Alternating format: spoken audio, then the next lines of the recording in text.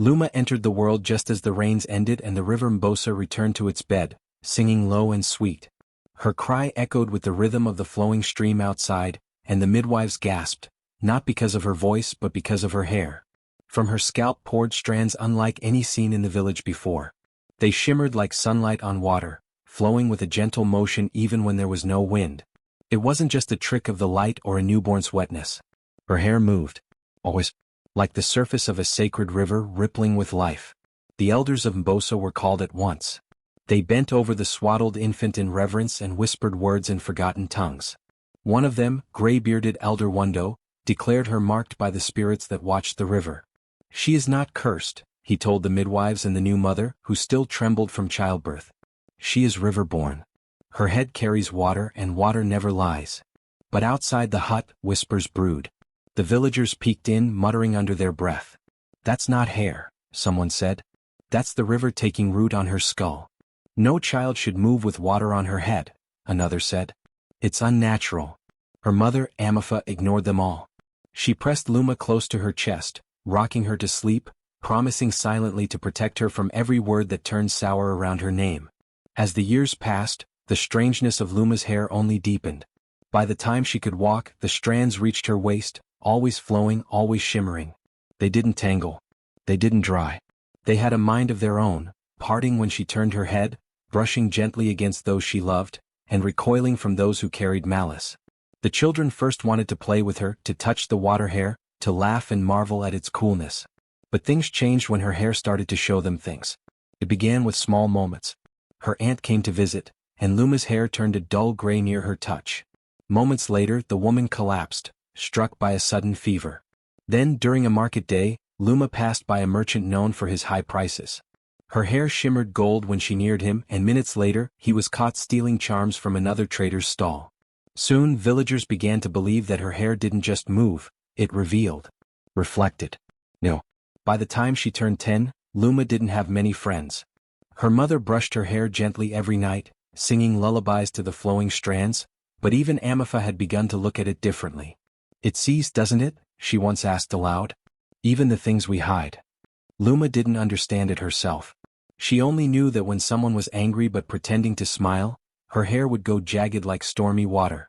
When someone was telling a lie, the tips of her hair curled back and shimmered dark blue. And sometimes, worst of all, it showed her things that hadn't happened yet. Dreams of events that left her waking in sweat.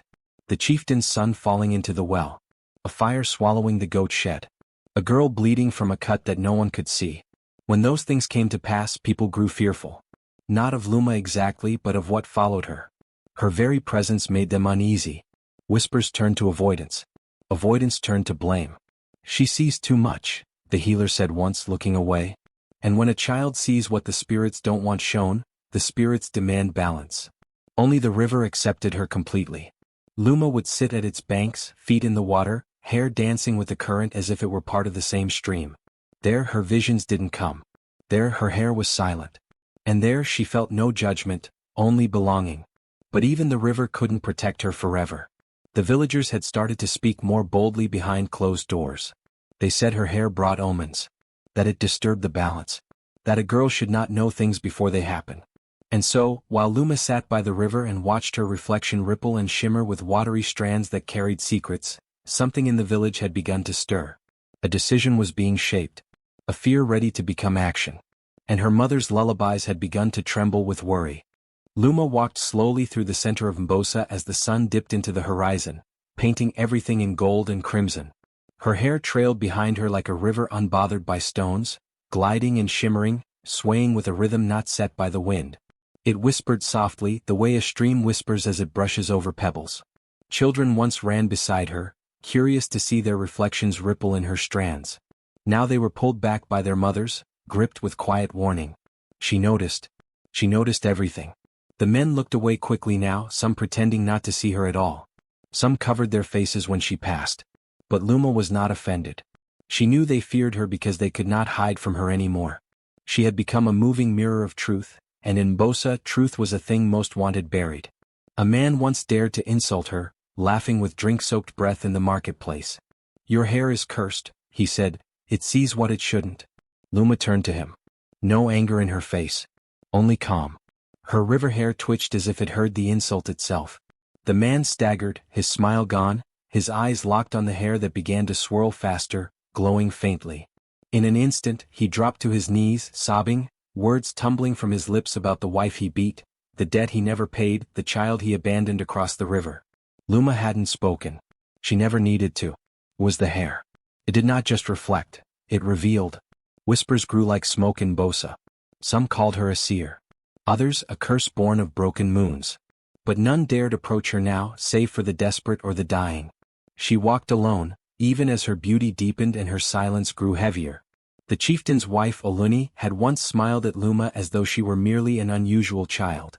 But now, her eyes followed Luma with narrowed suspicion. In Oluni's gaze was fear sharpened like a blade. She too had secrets, and she could feel them curling uncomfortably under her skin whenever Luma walked past. At night, Oluni sat by her mirror, brushing her own thick black hair with hands that trembled. She had once been a servant girl who rose to power through charm and poison. There were 3 women who knew her truth, and all had died under suspicious moons. Oluni had paid for silence in blood. But Luma's hair whispered louder than the dead. One evening, as Luma fetched water from the stream, a girl barely older than a child approached her, hands shaking. "Please," the girl whispered, "my brother, no one knows what he did to me. But you looked at me yesterday and I saw him screaming. Did your hair know?" Luma did not answer with words. She tilted her head, and her hair moved, gently rising as though weightless. Within its shifting strands the girl saw the memory play, her brother's cruel hands, the tears on her young face, the shame hidden so long. Then the hair shimmered again and she saw her own hands, older and stronger, holding a staff, facing him beneath the banyan tree. Will I be that brave?" the girl asked. Luma's lips finally parted. "You already are." The girl wept and ran home lighter than she came. But Oluni watched from behind a tree, teeth clenched, nails digging into her palm. That hair, those eyes were dangerous. Not just to her but to the order of things. Bosa ran on silence. On things unseen and unspoken. Luma threatened it all. That night, Oluni summoned the council in secret. "She is disturbing the spirits," she lied. "She's bringing unrest. Children have visions, men cry in the street. We must act." But not all agreed. Some remembered the girl with laughter like spring wind. Some had seen their own wrongs in her hair and changed quietly. Still, fear is a powerful thing. A plot began to form. A plan made of whispers and cowardice. Luma, unaware, stood by the lake the next morning, her eyes distant. She could feel the shift. Something heavy in the air. The birds didn't sing as much. The trees listened more than they rustled. When a child passed by, staring at her hair, she turned and smiled. The child gasped and ran. Not out of fear. But because in Luma's hair he saw his father, once a cruel drunk, now planting yam shoots with tears on his cheeks. She was changing things. Whether Mbosa was ready or not. But danger moved in the shadows. And Oluni's hands had already begun to stir oil and herbs, an old sleeping potion. She would wait until Luma slept. Then the scissors would come. Luma returned home that night sensing the tremor under her feet.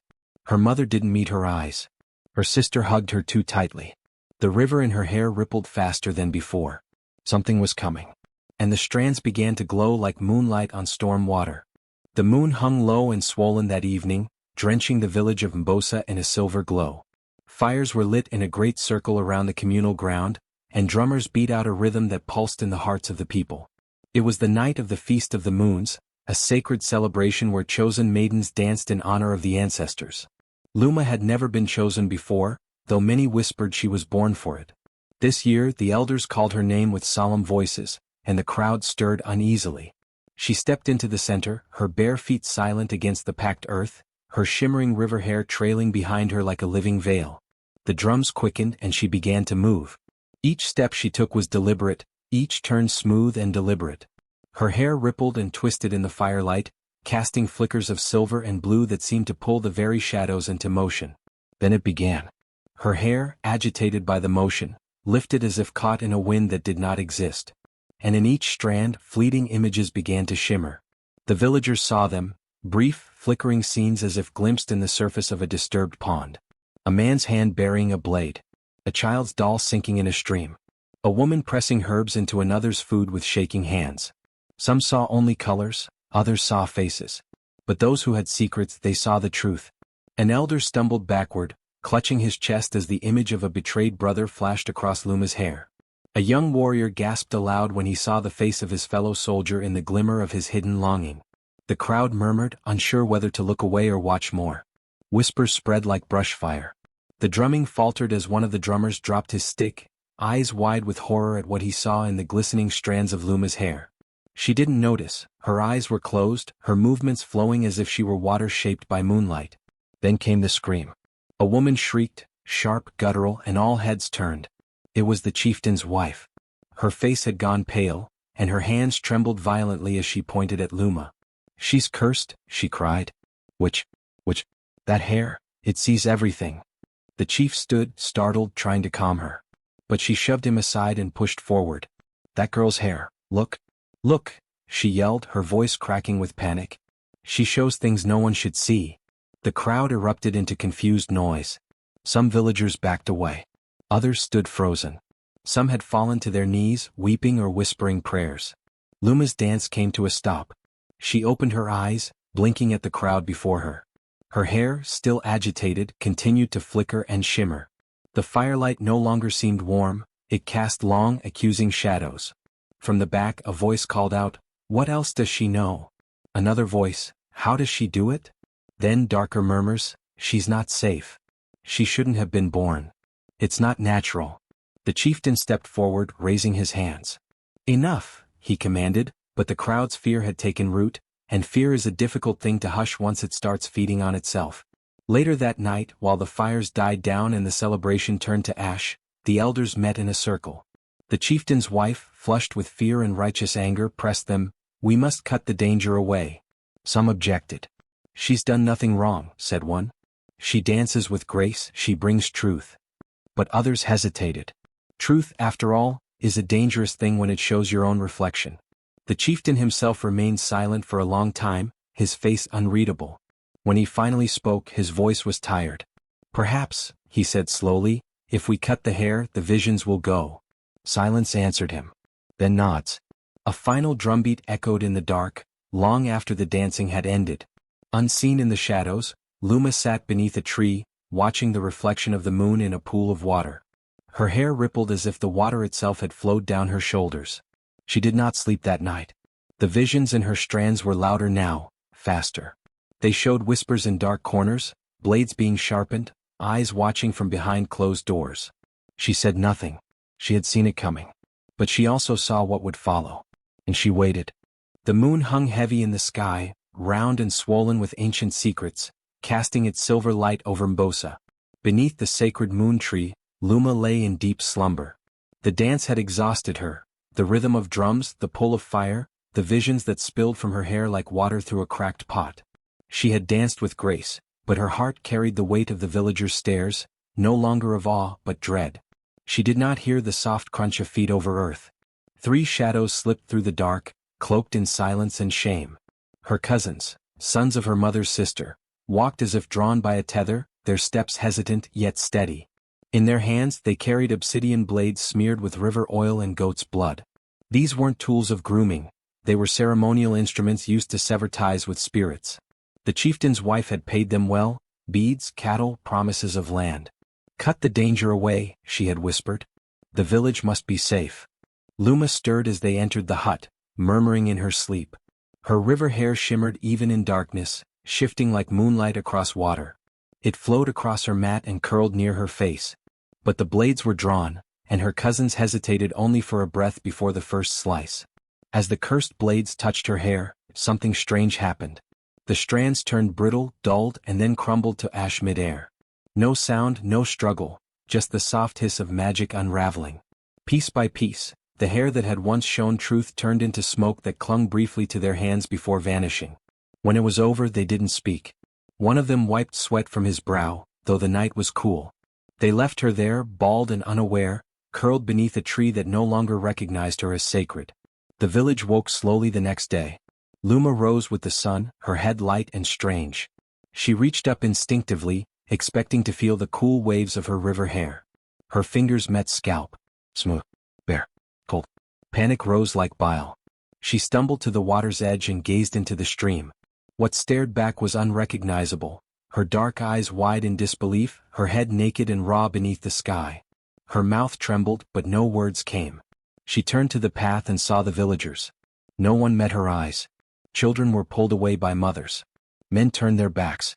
Even the elders, once respectful, stepped aside silently. Her cousins were nowhere to be found. The wind picked up, swirling dust across the compound. But Luma felt no breeze on her scalp, only the ache of something stolen. She stood still for a long time, heart thudding, tears locked behind her eyes. Not one person offered comfort. Not one whispered an apology. The betrayal was total. And yet, in the silence of that morning, she noticed something. The earth around her feet shimmered slightly, and the wind curved oddly around her. Her hair was gone, but something deeper, remained. It watched, it breathed, and it waited. With her back straight and her face blank, Luma turned and walked toward her hut. She did not scream. She did not weep. But from that moment on, the village of Mbosa held its breath every time she passed. Luma did not cry when she woke to find her scalp bare. She touched the smooth skin of her head with trembling fingers, feeling nothing, no pain, no warmth, only silence. The strands that had once danced like river currents, whispering truths and pulling emotions into their flowing lengths, were gone. Her cousins had taken them in the night, paid in blood-soaked coin and fear-fed guilt. Outside no one met her eyes. The villagers passed her by like a shadow on the ground, no longer daring to whisper, not even daring to pretend kindness. She had become a silence they all agreed to ignore. At first, Luma tried to wrap her head in cloth. She fashioned scarves from the finest silks she could trade and kept to herself, wandering through the hills beyond Mbosa, past the sacred tree where the betrayal had rooted itself. She avoided reflections, avoided pools of water, even shadows. But slowly something changed. Her scalp, bare, moon-pale, began to reflect more than light. In the streams she saw shapes not her own.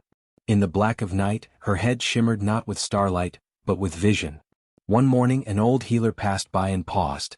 The woman said nothing at first, just stared. Then she gasped and dropped her herbs, backing away. "I saw my child," the healer whispered, trembling. "I buried her. I never told anyone. But I saw her in your head. She said she forgives me." Luma turned, afraid. But the healer was not angry. She was weeping, touched with peace. Word spread quickly, as it always did in Mbosa. Not through the mouths of the brave but through the gossip of the frightened. They whispered now not of fear but of reverence. Luma's river hair had been truth, but her baldness had become judgment. Her scalp was not a curse but a mirror. And what it reflected was not the present alone. It was the weight of memory, the rot of guilt, the scars buried beneath smiles. A merchant came next, proud and golden-robed, sneering as he approached. "Show me what you see," which, he spat. "I fear no reflection." But when he met her gaze and caught his face mirrored in the gleam of her scalp, he staggered. His knees hit the dust. He began to mutter names of children, missing coins, poisoned pots. Then he fled the village without another word, leaving behind a cart of wares. One by one the bold came. The curious, the faithful, the desperate. And one by one they saw. In her baldness, Luma had become something more powerful than when her hair flowed with prophecy. She became a mirror of justice, a reflection none could escape. The chieftain's wife grew pale. She avoided public gatherings, claiming sickness, claiming sorrow. But Luma did not seek revenge. She remained still. She sat each morning at the base of the sacred moon tree, silent and watching. The people began to gather around her, kneeling not in worship but in need. They confessed secrets with trembling voices, hoping the mirror would forgive. It was the blacksmith who first used the term, mirror crown. He spoke it with awe, saying, "Her scalp shines like a polished helm, like the crown of the ancestors. It does not command, it reveals." And soon the children began to play at being Luma. They shaved their heads with leaves and water, sitting in circles pretending to reflect each other. What had been mocked was now sacred. But not everyone welcomed this new form of truth. At night, Luma heard arguments from behind mud walls. "She'll ruin us all," some said. "How can a village live when nothing can be hidden?" And in those moments, Luma wondered if she had truly been given a gift, or simply made into a vessel too heavy for one soul to carry. One day a traveler came from another village. He wore no robes, no weapons, and asked to sit before her. "They say you wear a mirror crown," he said. "But do you see yourself in it?" Luma paused. For all the vision she had shown others, she had never dared to look too long herself. That night, in the quiet of the riverbank, she knelt before the still water. Slowly she lowered her head. And there she saw not her face but 1,000 faces. Crying, laughing, regretful, afraid. And beneath them all, in the very center, a girl with river hair and innocent eyes who had once believed the world could be kind. Tears traced silent paths down her cheeks. The mirror crown had not only reflected others. It held her too. Held every piece of her past, even the part that still longed for what had been lost. By morning she returned to the village square, not to sit beneath the tree but to stand tall. She uncovered her head and lifted her chin. "I will not be your mirror anymore," she said. "If you wish to know truth, seek it in yourself." Some wept. Others turned away. But the youngest of the villagers nodded solemnly. And in time, Luma's image faded from the mirror surface of her head, until it reflected only the sky. At first they told themselves it was coincidence. A few secrets surfacing here and there. Whispers in the wind. A wife storming out of her compound, shouting a name that wasn't her husband's. A boy found crying beside a broken jar, confessing to theft before anyone asked.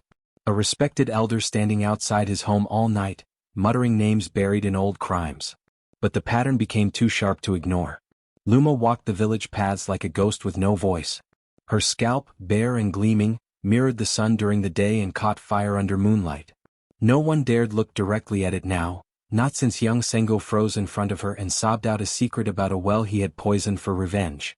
He couldn't explain why he said it. He had never told anyone, not even the voices in his dreams. But after glancing at her, just one fleeting moment, his words spilled out like flood water.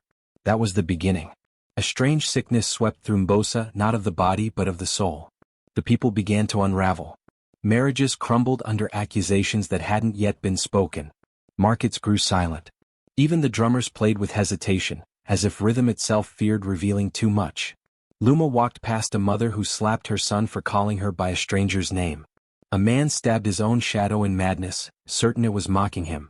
Children would huddle behind tree trunks and peek at her from afar, whispering stories their parents denied but secretly believed. She knows. She sees. She doesn't need the hair anymore. She's worse now. Even the winds changed when she passed. Soft breezes would hush and birds fell quiet. Her presence was not loud, it was heavy. Heavy with shame that did not belong to her. Wherever she stood, the weight of the villagers' guilt pooled at her feet like blood. No curses left her lips. No accusations escaped her tongue.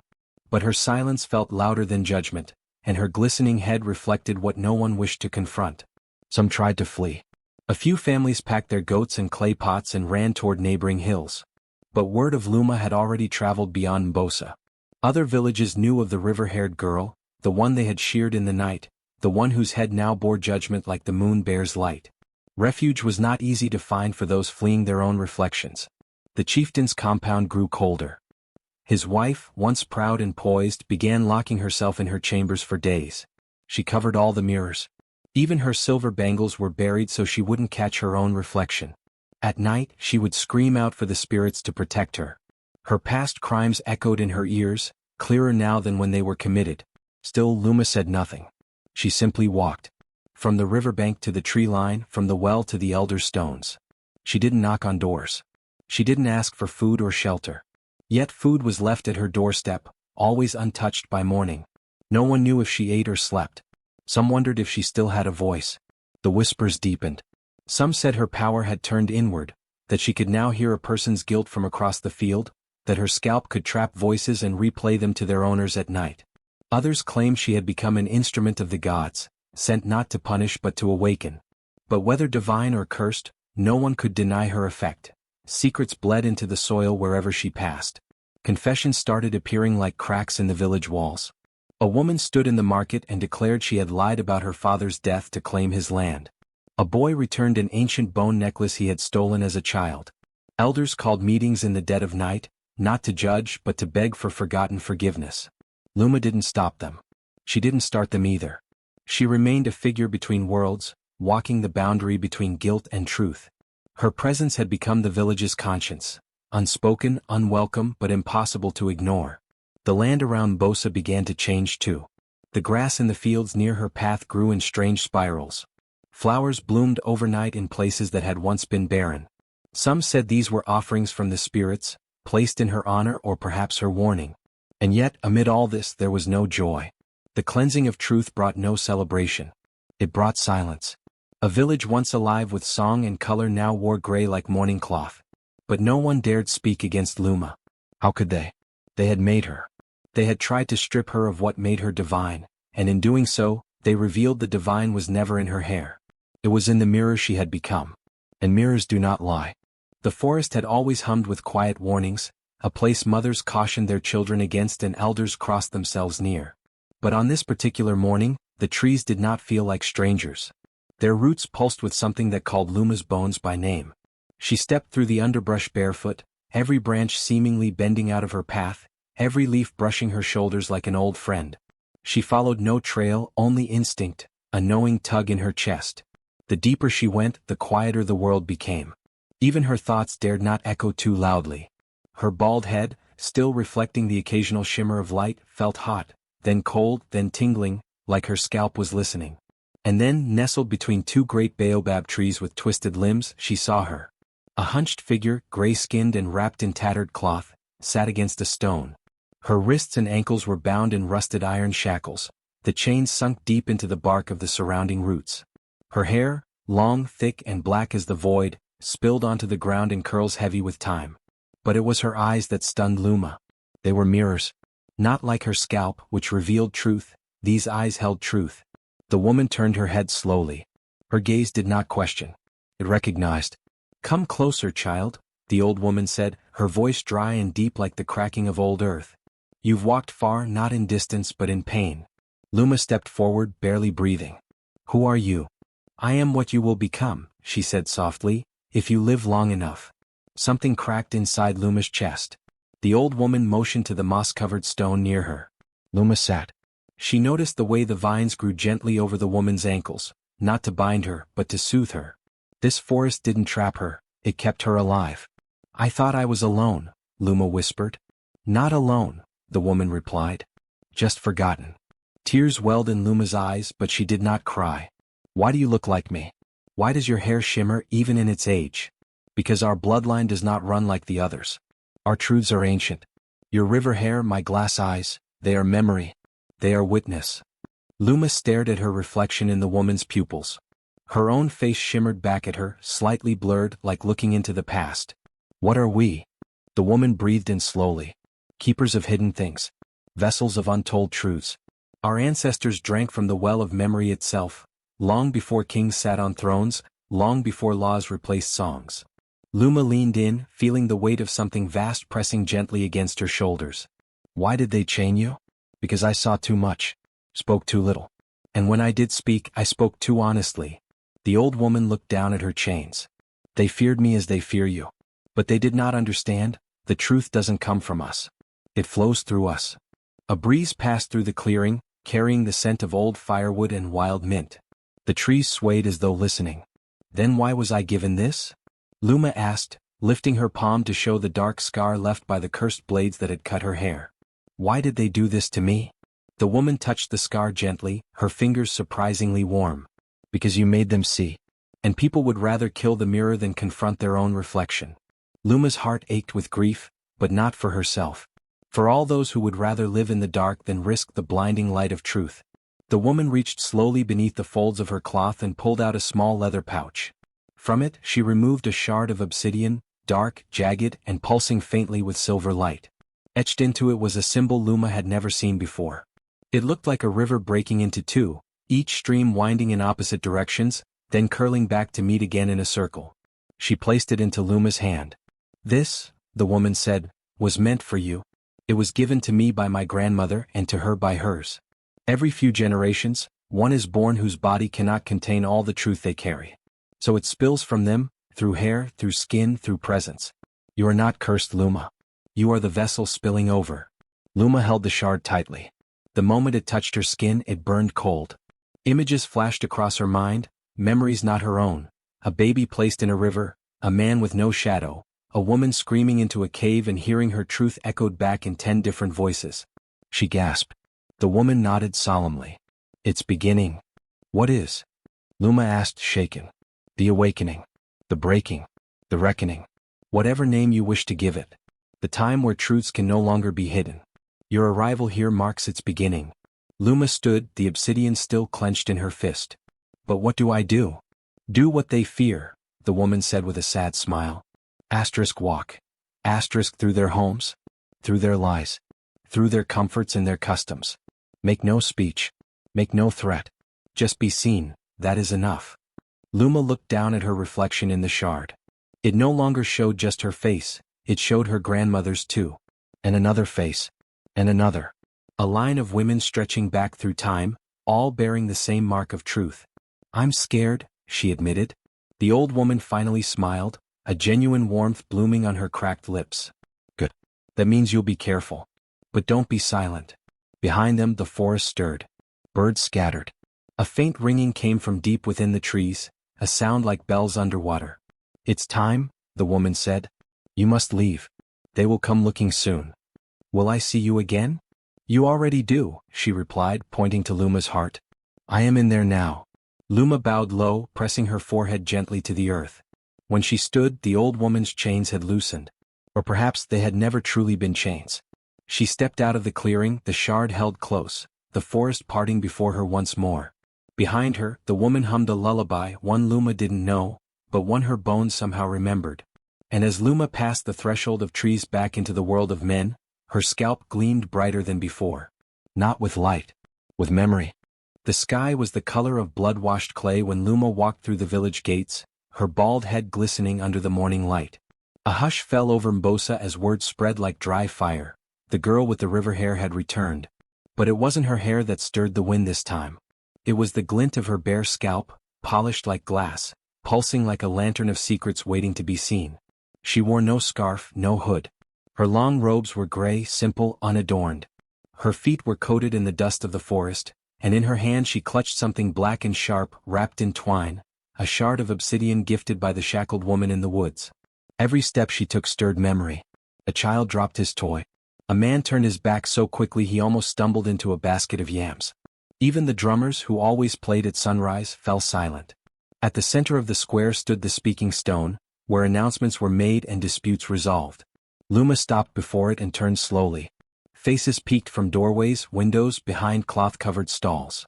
She didn't call them, they came anyway. As if the truth had grown legs of its own and was dragging every soul toward her, barefoot and breathless. By midday the square was packed. No one spoke. Some villagers had covered their heads with goat hides or leaves, as if that might shield them. Others came with painted charms on their cheeks and bundles of sage in their pockets, foolishly hoping to protect themselves from what was to come.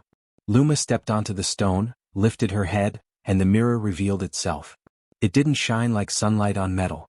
It shimmered like water caught in stillness, as if the surface of a pond had found shape in her scalp. The reflection didn't show the sky above, it showed within. Those who looked saw not themselves but the hidden things, the cracks beneath their smiles, the shadows in their words. The first to meet her gaze was a boy, no older than 9, who looked because he didn't know better. His lips parted. Tears welled in his eyes. Without speaking he turned and ran to his father, threw his arms around the man's waist, and confessed through sobs that he'd taken a carved amulet and blamed his sister. The villagers inhaled together like the wind had punched them. The next was a man who had always carried himself proudly, mused the baker. His eyes caught the surface and in an instant he dropped to his knees. I buried the herbs in her porridge, he cried, pointing at the healer's daughter. She refused to love me. I thought. He didn't finish. He simply curled in on himself, his secrets now scattered like flour across the square. It happened again. And again. A woman who whispered poison about her sister's child. A merchant who overweighed his scales. A young warrior who had fled a battle and let another die in his place. Their voices filled the air until it was heavy with guilt, wrung out like old linen. No one approached her now. They tried to turn away. But the mirror pulled. It was as though the truth, once awakened, refused to be ignored. Even the earth beneath her seemed to pulse with revelation. And then the chieftain's wife arrived. She came draped in gold-lined fabric, face covered with a translucent veil, flanked by guards. Her eyes narrowed when she saw the girl. Her lips barely moved but the words slithered out. This is witchcraft. Luma said nothing. Her head, quiet and glowing, faced her like a silent question. The wife signaled to the guards. Take her. They stepped forward but hesitated. One had seen his mother's shame reflected just moments before. The other was the cousin who had helped cut Luma's hair, and now he couldn't stop shaking. The chieftain's wife stepped forward herself, veil trembling, fists clenched. "You bring rot to this place. You bring madness." Still Luma said nothing. The wife lifted her hand as if to strike, and saw herself. She didn't scream. That would have been mercy. The mirror's scalp bloomed with light, and suddenly images burst forth, not in silence but in echoing voice and motion. Her voice. Her hands. Her deeds. The crowd watched, paralyzed, as scenes swirled across Luma's head like a storm on glass. The night she poisoned the old healer with bitterroot. The buried bribes beneath the chieftain's chair. Her plot to burn the granaries during the famine so she could sell her hidden stores. Her hand guiding obsidian blades into young hands. Her cruel smile as Luma slept. She tried to turn away but the light pulled her gaze like a tether. The villagers gasped. Some wept. The chieftain himself staggered into the square, saw the truth blooming across the girl's scalp and collapsed to his knees. "No," the wife rasped, staggering backward. "She lies, this is not me, this." But there it was, her voice whispering into Luma's cousin's ears. Her fingers pouring silver into the healer's wine. Her laughter as she scattered truth into dust. She turned to flee, but the mirror had already done its work. The crowd closed in not with anger but with cold, unforgiving clarity. They didn't speak. They didn't need to. In a village ruled by secrets, there was no need for fire when the light was that blinding. The chieftain rose slowly. His voice cracked like the bark of the dying baobab. "She will be exiled. Today." No one protested. The wife was dragged away, her wails swallowed by the silence. Luma stepped down from the stone and walked past the villagers. They parted like reeds in the river, touching her robe in apology, in awe, in fear.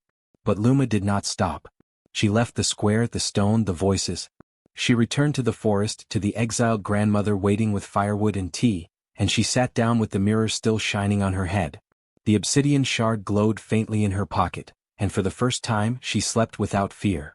For in Bosa now the truth had roots. And wherever the wind blew, shame followed like dust on the breeze. The path behind her, once a place of warm laughter and ancestral chants, now echoed only with hushed whispers and the distant clatter of shame. The village of Mbosa, which had once fed on secrets like fruit, now lay gutted by the blade of truth she had become. Her feet pressed softly into the soil, her stride steady.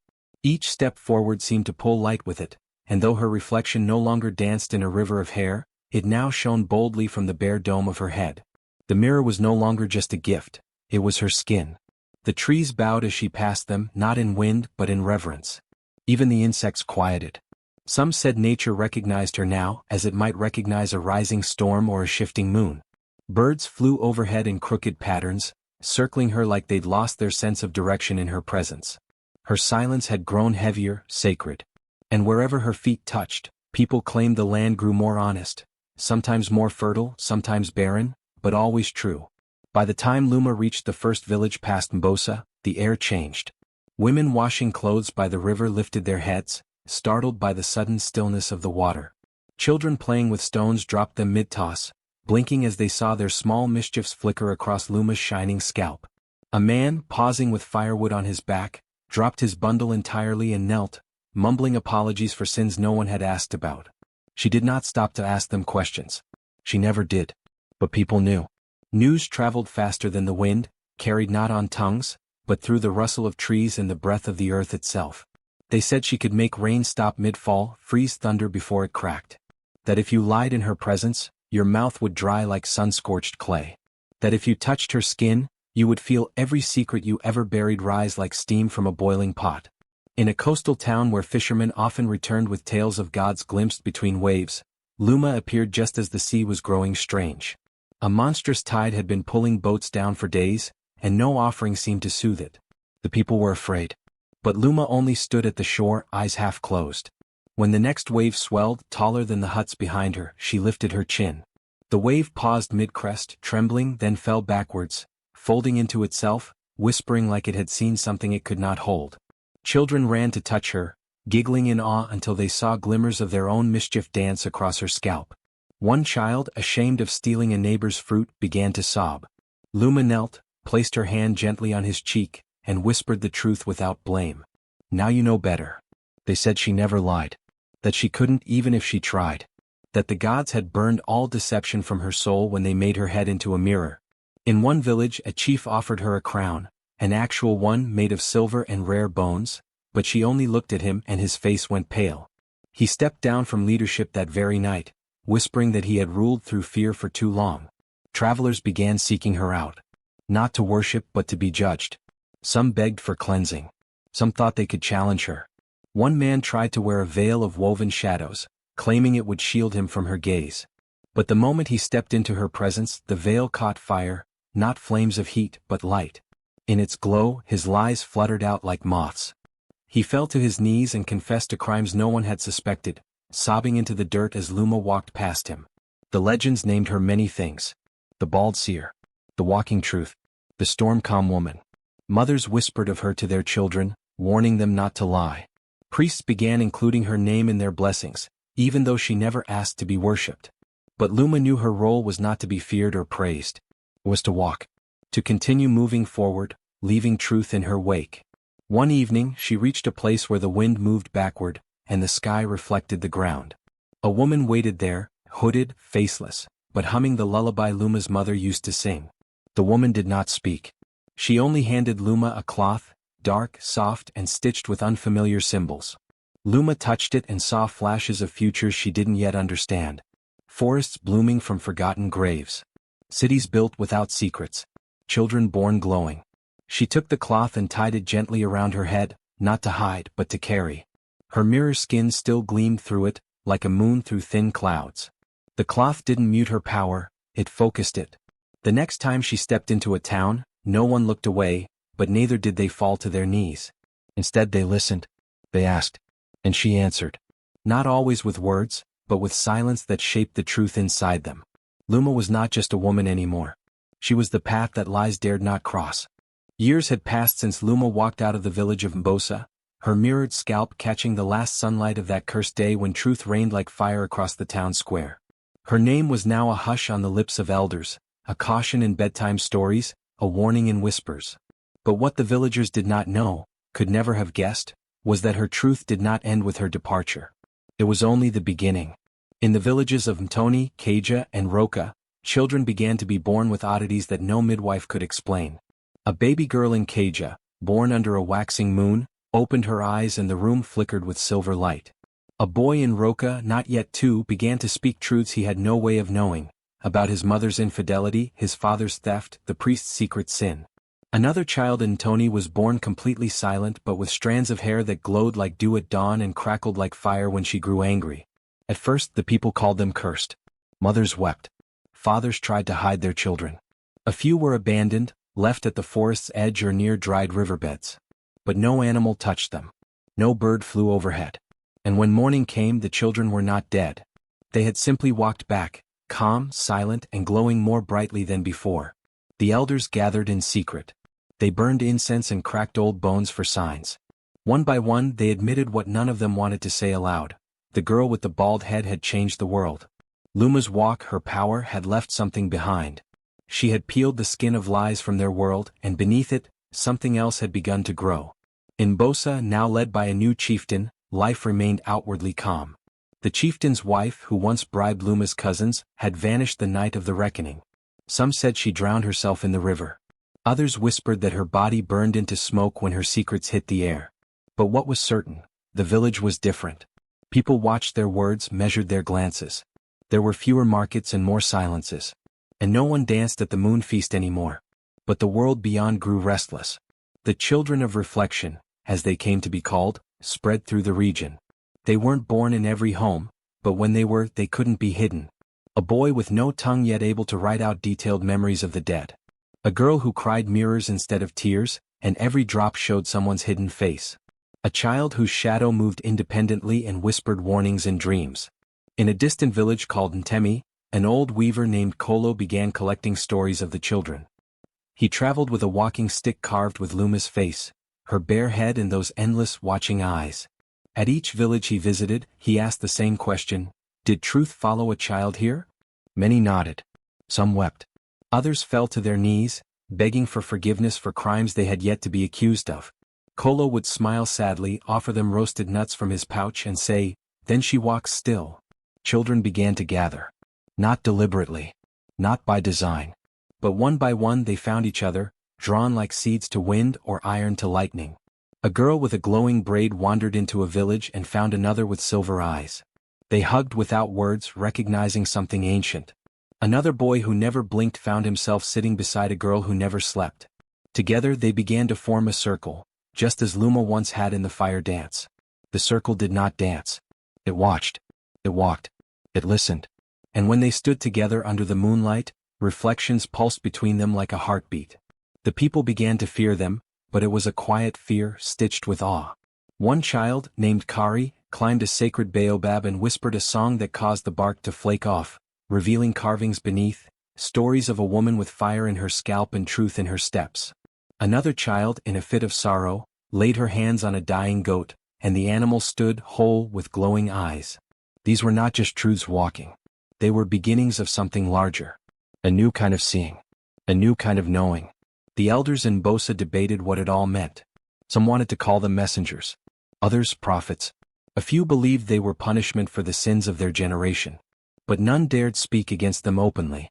For it was known, if you lied near one, your shadow would detach and walk away.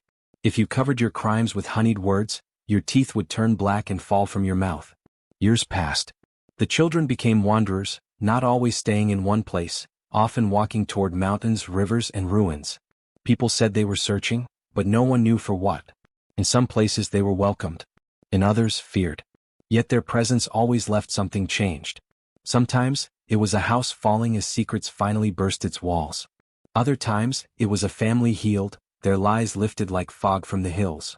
One old woman in Roka swore she saw Luma again. Not a vision. Not a ghost. But Luma, older, stronger, walking barefoot beside a child with stars in her hair. They did not speak. But the woman said her cataracts vanished the moment she met Luma's gaze. She looked at me, the old woman whispered, and all the times I lied to myself, they burned away like mist. The legend grew. Around campfires new songs were sung. Songs of the bald seer of Mbosa. Of how she walked into the village and cracked it open with truth. Of how her hair became ash but her power grew tenfold. Of how her cousins wept for what they did, their names forever forgotten, while hers remained a spell that turned liars mute. Children sat with wide eyes as elders described the mirrored scalp, the obsidian shard, the night the chieftain's sins burst like lightning for all to see. And always the story ended the same way. She left us, yes, but she left a path. And those who walk it will never be blinded again. In a forest clearing where the moonlight touched only one patch of ground, the children sometimes gathered. They did not speak much. They did not need to.